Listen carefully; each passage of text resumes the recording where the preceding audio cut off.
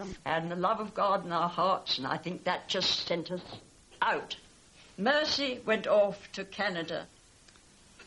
Grace went off to Gold Coast to start a government maternity hospital. Then comes Irene.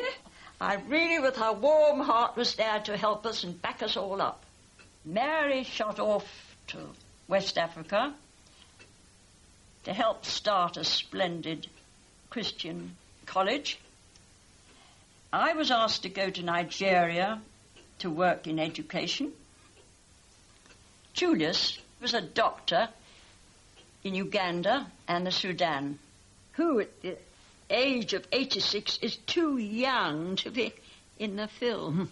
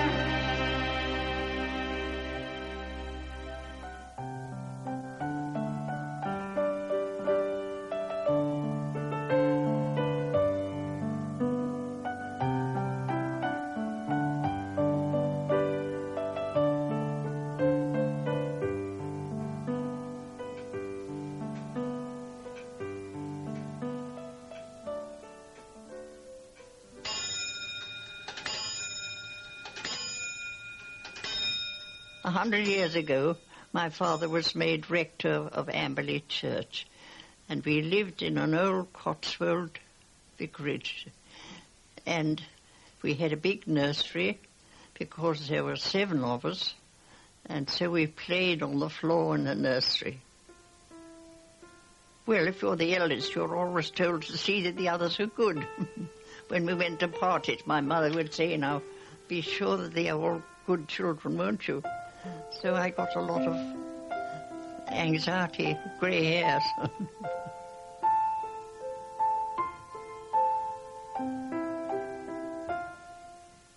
I came second. Mercy was the boss, and Christopher and I used to gang up against her and do dreadful things. Somebody said to me the other day, how nice to belong to a family that all like one another, and I agree. I don't really remember quarrelling. I know I don't. I expect somebody else will tell you something quite different, but yeah, I think we were very happy. Mary was not a good companion to me because she was always reading. She was a very booky little girl. She'd put her fingers, she'd put her fingers into her ears like that and say, go away. That was my sister. So I think I was a bit lonely. We were all very fond of each other, and when we used to go out, you know, we always stuck together. I used to say when we went to parties, that some of his family, they stick together. Or still, we did.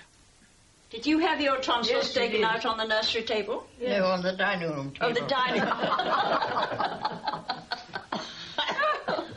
You were too tall for the nursery table, perhaps. You were all gone to the sea, and I was left behind. In those days, the rectory was sort of the welfare state. Bandages and soup and visitations and Mrs. So-and-so having a baby and that kind of thing. Mother seemed to be the mother of the whole village. But she had a fleet of maids to look after the rectory. She never had any favourites. She loved us all. And she used to make you feel you were very important. She used to say, oh, Irene May, Mother's so pet. And, you know, she was a very lovable person. And she used to play the piano, and she was very musical. She taught us all to sing. So they sailed away for a year and a day to the land where the palm tree grows. And there in a wood a piggy stood with a ring on the end of his nose. His nose. His nose. The ring on the end of his nose. Yeah, in a wood a piggy stood with a ring on the end of his nose.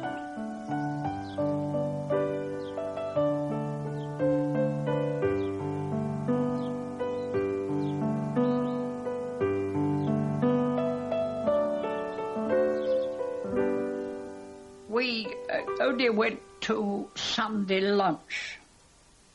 We didn't have any meals otherwise in the dining room. We were in the nursery.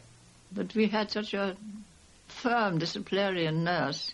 We weren't allowed to cry, because if we cried, she'd say, "Put out your hand, Miss Gracie, and I'll give you something to cry for." So you learnt very early on not to cry. Mother would come and see us to bed. That was the great moment. I loved being cuddled by my mother. I can realise that. Don't think we got much cuddling. And I can remember I loved to sit on her knee and she would sing to us. Shall I sing the little hymn that she would sing to us? Every night. Jesus, tender shepherd, hear me. Bless thy little lamb tonight. Through the darkness be thou near me. Keep me safe till morning light. It's still as clear as anything.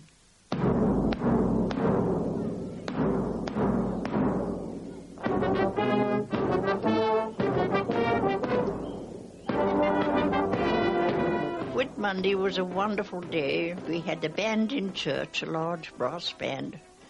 And then we went out of the church and had a big tea. I can smell the lilac and the butter buns now. And then after the tea, the band again, and we marched along behind the band all the way to a field. Take on this. We enjoyed Whit Monday like anything. It was a wonderful day.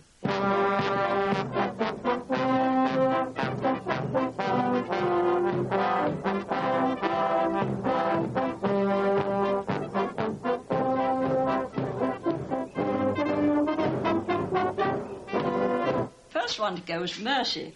That was in the First World War. Some friends of ours were teaching in a school for Red Indian boys in Canada. And she bravely tossed over the seas in the war and took the place of one of their sons who wanted to join up.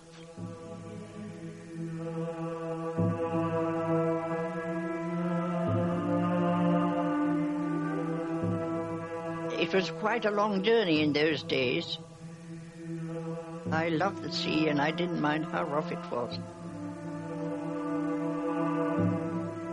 And at Vancouver we got on a little steamer to go up to where this school was, Alert Bay, which is on the west coast of British Columbia.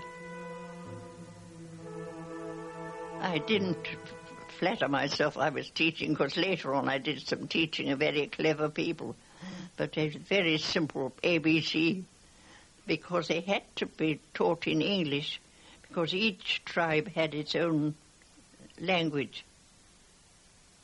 But the Indians used to go to church and have English services. It seemed rather sad, but it couldn't be helped. But Mr. Cork, the head of the school, he knew their language was called Kwakwala. Kwala, Kwakwala. When they knew that the salmon season was coming, they went out in their long canoes across to where the river was, and they sat silently by the river waiting for the salmon to come.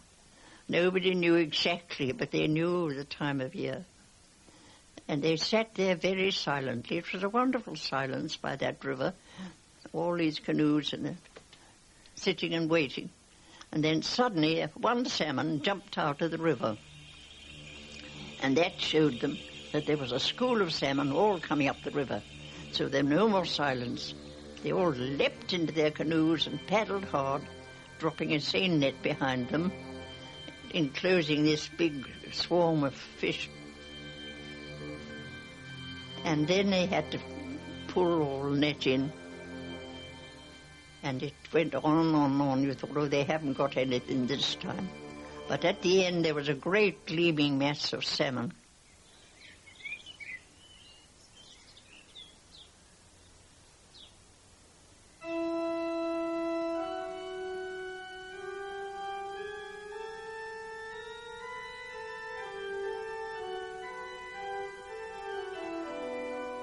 Father was a good headmaster. He very much enjoyed it. He had a great interest in children, and the boys he loved.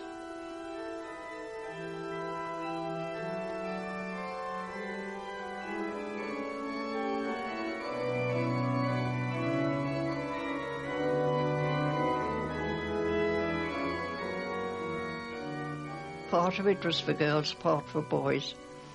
And we all moved there, and it was a school, and it was also our home. We were just growing up, and at that stage, everybody started going out into the world and trying to find what job they could do. Christopher, our elder brother, had gone to fight in the First World War. Grace went to France, to the Scottish Women's Hospital, to nurse just behind the lines where he was. We had a camp hospital up near the front, where we were quite close and heard the, roar of it all. And we had huts. And what I was afraid of there was not the bombs dropping. The bombs used to sort of drop in the distance and make an awful noise, and that didn't wake me, but there were rats, and there was a little scratch of a rat, and I would wake up and fling my shoes over the hut. I was very afraid of the rats. We did quite a lot of our own stretcher bearing, and the Americans were so heavy. But and then we knew that things were getting awfully muddled up at the front, because we got a mixture of people. We got some Algerians. We used to go into the bathroom and find them squatting on the floor doing their daily dues and that sort of thing. They hadn't, and they didn't know what they were doing, poor men. They'd been lugged over, I suppose, from Algeria or somewhere, into the army, French army. And very often people were shovelled in before we would change the bloody sheets from the last. At the moment, the fighting was severe, and then these things would happen. And then I got put into an officer's ward, which I didn't like at all. The officer's ward was convalescent. They weren't acutely ill. And there was a terrible sister who used to say, "Summerhays, take the men out for a walk." And I used to have to take them to the village for an amble, the convalescent officers, and beg them, for my sake, not to go into the pub.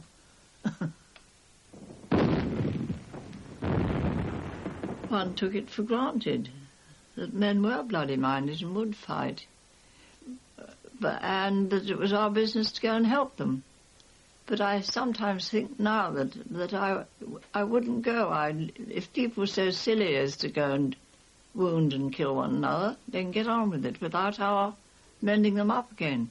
I don't know if that would be moral. I was at school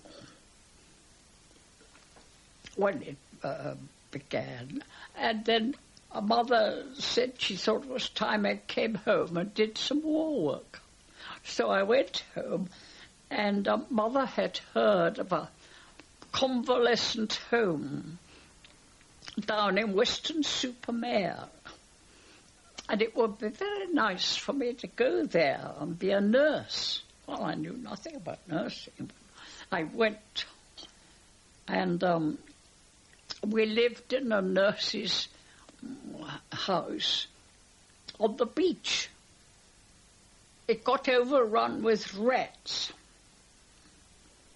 And the worst, one day I went down to get some more jam or something. There was a rat sitting on the end of a pot, dipping its tail into there. That was the end.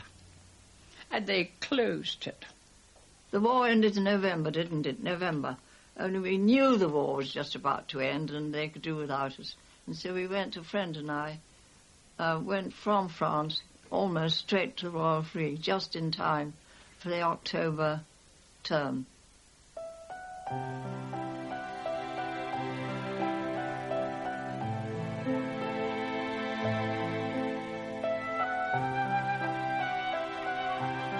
Grace was training to be a doctor. Mercy was in Canada. Irene at her PE college. Julius and I were at school. Mary went to Cambridge University. She had always been our intellectual. She was the first woman to get a degree in Sanskrit. Mary got married directly she left Cambridge. There was no hope for her to go and do a job on her own. She got married straight away. And they were asked to go to the Gold Coast to help start a wonderful pioneering college called Achimota. And her husband was the chaplain there. My expectations were thwarted. I thought I was asked to help start the girls' school in this Achimota, which was a new university started with government. And I had a letter from the principal saying, "We're looking forward to your housekeeping," which was a shock. Never having done any and not being interested at all. One of my jobs was to take calling cards round for the principal in a car in the evening to the government officials' houses, etc., which I loathed to do. So it wasn't very nice to know, really. And I proceeded to have babies, which was the tut-tut thing. You weren't supposed to have children. I mean, to take them out there. But they survived very splendidly. Everybody said, you know, you really oughtn't, you really shouldn't. Then my sister Grace came out quite soon after that to the big government hospital. And she was near at hand, so I was able to refer to her. I remember tossing up my mind whether I'd go to Harley Street, because I was rather boastful in those days. I thought I'd go to the top anyway, to Harley Street. I wouldn't, or whether I'd go to Africa. And Africa won.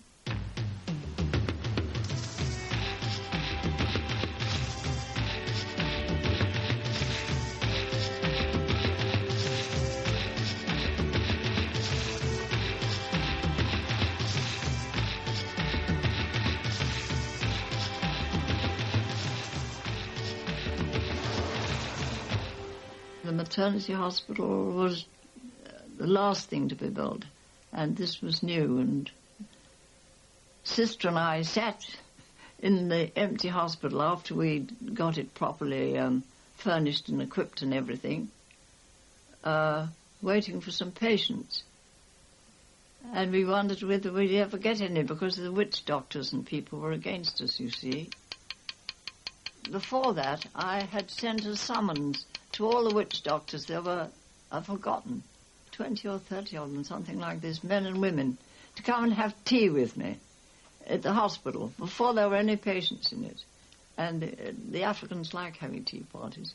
And so we had tea, and then I got up onto the platform and addressed them and said that I hadn't come to take away their patients, but if they got into any trouble, they were welcome to bring me their message. And then we looked up, and there was one of these old women who bends themselves double like this, with a row of 18 pregnant girls behind her. I did the first cesarean out there, and this was a tremendous thing, you see. So they all came next day saying, we want our babies the easy way. Now I had to explain to them that it wasn't necessarily the easy way, and I was afraid I couldn't oblige.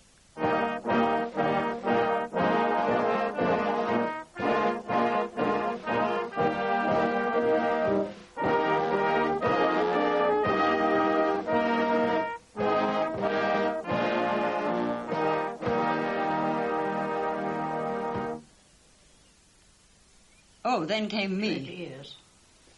Now, let's think. I became a teacher because I discovered I loved teaching. And I said I would like to go to Persia because my eldest brother was there, and there were beautiful flowers and beautiful mountains and all the rest of it. And then CMS said to me, well, would you mind not going to Persia? We would like you to go to Nigeria, of all places, white man's grave and all the rest of it.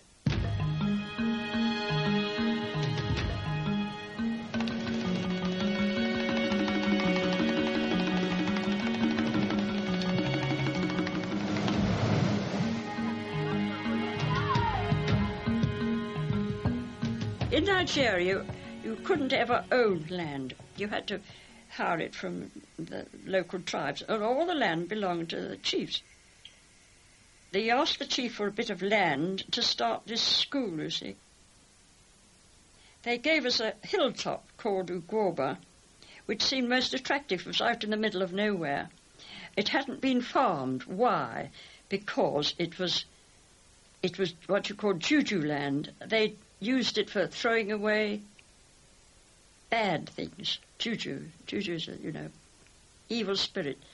And so nobody ever farmed there. Why? Because there were caves. And in these caves they had trial by ordeal. A juju lived there. And they used to send people through these caves. If you came out the other end alive, that meant that you'd won your case. The juju had let you through. But if you didn't, the juju had taken you off or something, and blood would pour down the river. It wouldn't be the blood of the person, it would be the blood of a goat or something. But the person was really made into a slave and sold. They'd built a modern house for me a little way down the hill, rather lonely. It was built of concrete blocks and a tin roof. I didn't have a mud house. It was supposed to be rather superior, but it was a bit lonely. There was a deep valley in front of my house, and then a hill up the other side, and a village on the top of the hill, and I used to hear all sorts of beautiful, lovely music coming from them, dancing, moonlight nights and things. There was a lot of shouting and a lot of chaos at one time, and we wondered why.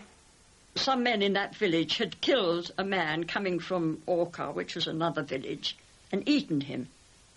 And they were going to behead up. And all the village was shouting out about this. So these men were taken to Onitsha, and they were tried for killing this man.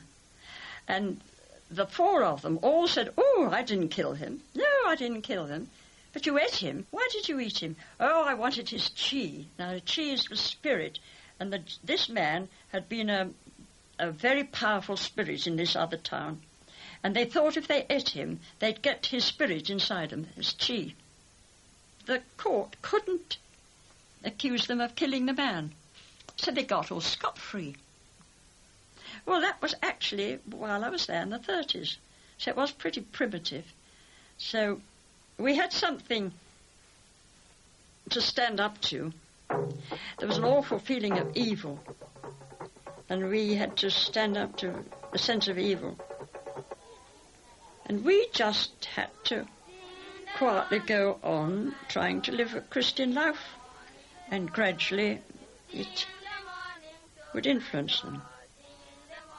We didn't go out just with a Bible under our arm to preach the gospel. It wasn't like that at all. We just had a very quiet, dedicated sort of school life.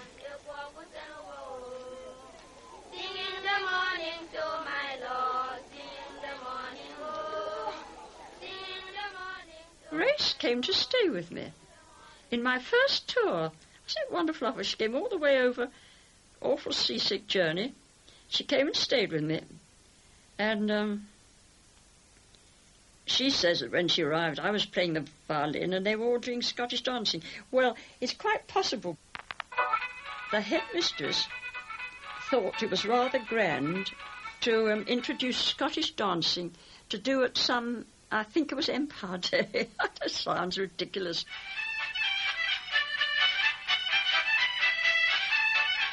My headmistress was one of the old school.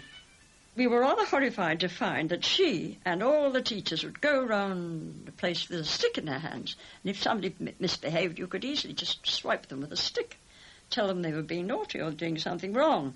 Well, of course, that was not quite what we were expecting our education to be like. So, it was a bit horrific at first. But after a year or two, she went home on leave, and I was fortunate enough to be left in charge. So then it was very exciting. Got rid of all the sticks. I forbade the teachers ever to use a stick. They were all burnt and thrown away and so on. Well, then you had to put something in the place. They were very naughty girls. They were strong, willful girls. They weren't easy to teach. Naughty, bad, in a way, because they were being brought up in heathen homes. So we went round and we judged them for good marks. And we'd have competitions. Who could make the best garden outside their house? To give them positive things to do.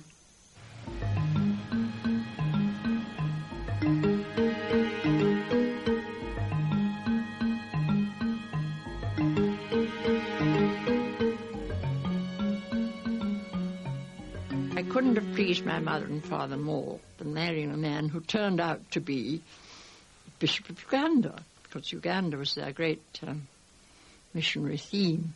My husband's job officially was enormous. Now there are 20 bishops at least doing his job, which was to get in our car, pack the lorry, have an African driver cook with us.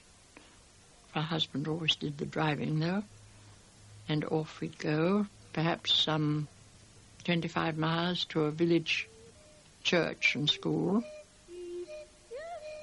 And I remember my husband as we went sometimes into the Congo forest, he'd stand up among these little pygmy people. He's a very big man.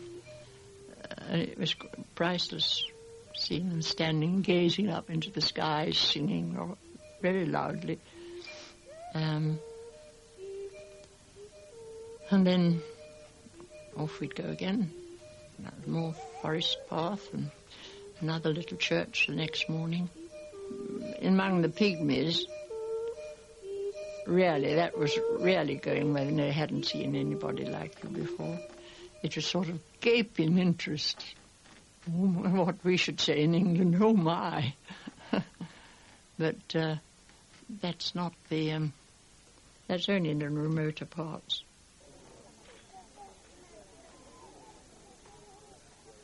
I always remember him with the confirming the lepers. Just a few at each time, but with one of the white sisters following with an enamel basin of disinfectant that he had to, before he went on to anybody else, he had to dip his hands, his disinfectant process.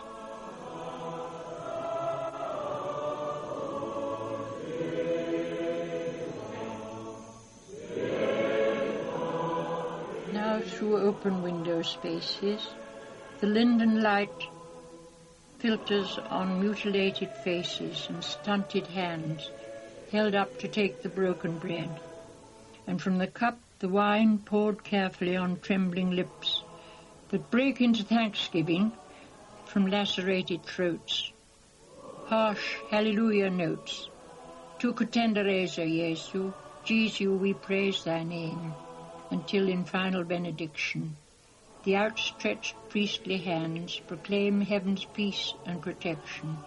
And again the answer comes, Amen, Amen. We were brought up on Livingston and the slave trade in those heroic days. It seemed the natural thing to do. You didn't think of staying in... I didn't think of staying in England, really. I was always half homesick for England when I was abroad, but still, that's a different matter.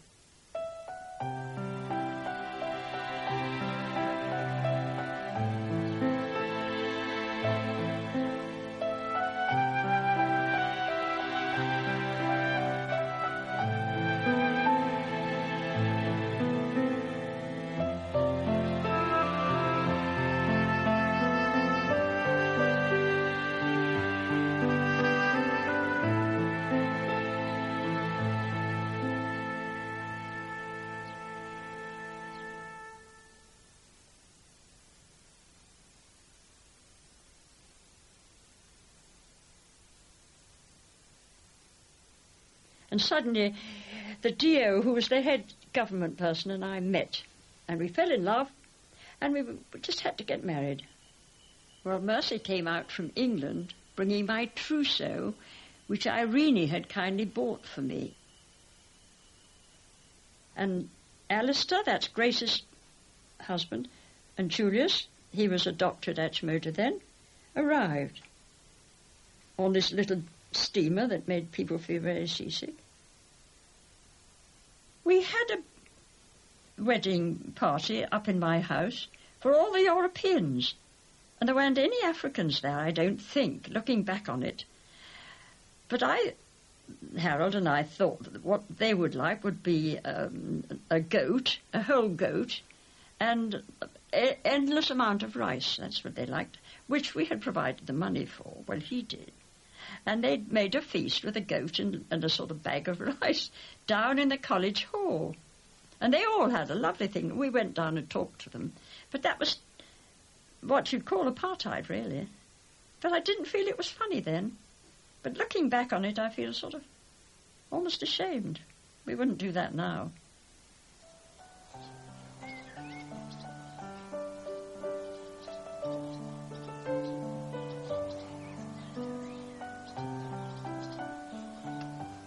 When we got back from Nigeria, I had children and a husband and no home at all, and I really flung her front door open and her kindly arms and said, "Come and live with us." I never wanted to go abroad. They were all so pious. And I thought, well, I don't want to be a missionary. I should be no good.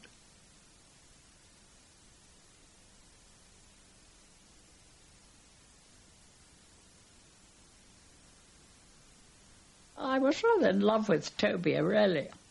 I saw him, first saw him crossing over the ferry to Skye. And I thought, that's a nice-looking man. Anyway, we had 2-3 holidays together. And in the end, we got married. Well, we said we were going to Africa because Mother kept talking about Livingstone. That was really it. Oh, really? Oh, that was another thing. Yeah. And Mother got us inspired about Livingstone, so we thought we were going to Africa. Mackay in Uganda was one of the 2 great stories. Yes, and we planned that Mercy was to teach and I was to be the medical. I wasn't going. Oh, weren't you? You little mama. She was looking after the family. Oh, no, you could look after our children then. Yes, so right. I did. You did. I was a heathen. I wasn't really, but I wasn't, I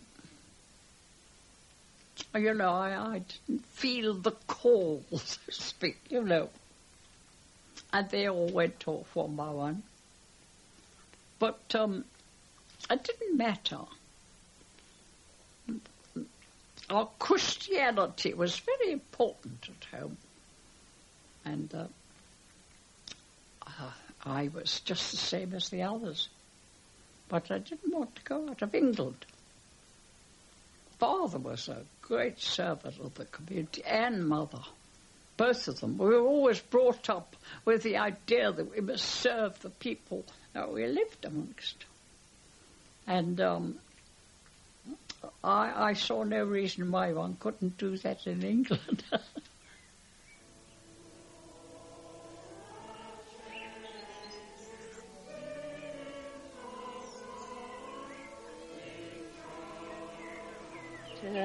grave looks so dingy, doesn't it?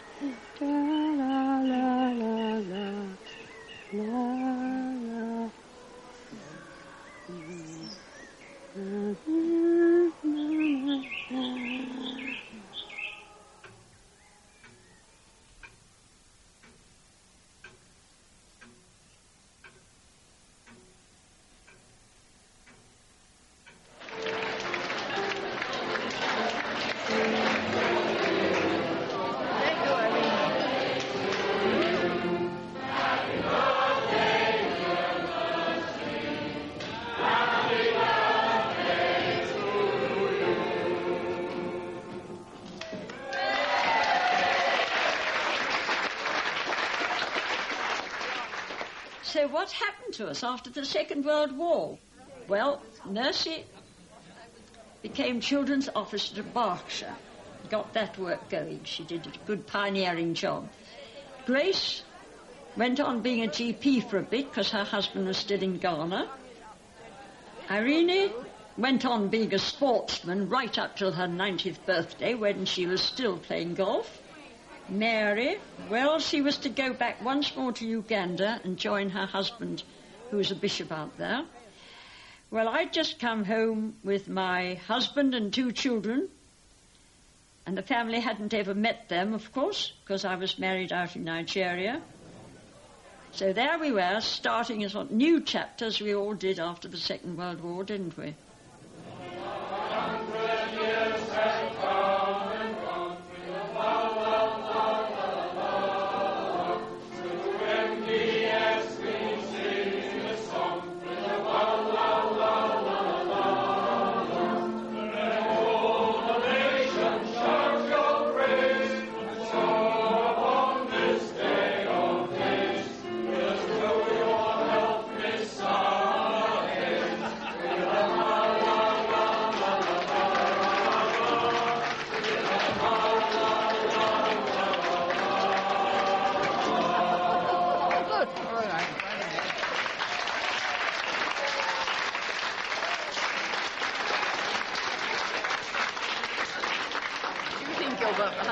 It would be like this. Yes, it's extraordinary, isn't it? Yes, it is. Just the fact you go on living makes